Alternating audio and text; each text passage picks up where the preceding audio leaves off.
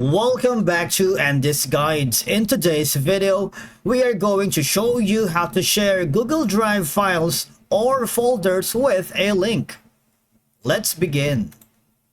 Now, the first thing that you need to do is to log in using your credentials. If this is your first time in Google Drive, I need you to click the sign up option. And from here, just follow the on-screen instructions and you're good to go. Sharing Google Drive files or folders via a link is a convenient way to provide access to others. Now, please do note that providing a link makes it easy for recipients to access the file or folder without needing to log in or request access. Links can be quickly shared via email, messaging apps, or social media, making it ideal for fast communications. Because changes made by any collaborator, whether you're working with freelancers, your client, your company, your boss, or organizations, are updated in real time, ensuring everyone has the latest information. Now, if you wanted to share this specific folder or even the file, you see, right now nothing's happening here. But if you select this, an option pops up, right? So you have an option to share.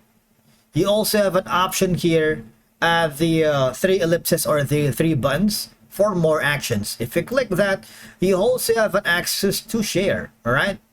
Now, it's up to you where do you want to click that, but if you click this share button right now, what will happen is you would have an access in sharing this specific file or folder to anyone.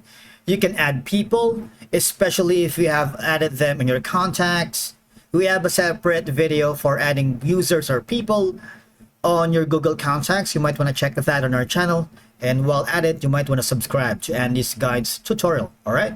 Now, you can also add some groups here and add calendar events. All right. Right now, I am the sole owner of the folder or the file. No one has been collaborating with me. I haven't shared this.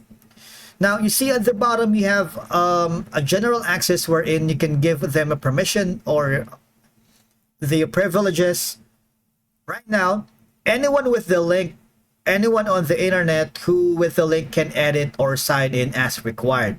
There's going to be a drop-down menu here wherein you can choose the viewer or the commenter, all right? Now, if you choose the viewer, anyone on the internet with the link can view only, all right? They don't have the admin privileges to download, to edit, or to comment, all right? So you have another option for that, which is viewer, comment, or editor. If you choose the editor, they can organize, add files, and download the documents or the files directly. After you set the role admin here or the access, all you're gonna do is click on done, copy the link, and share it to the email, all social media platforms, all right?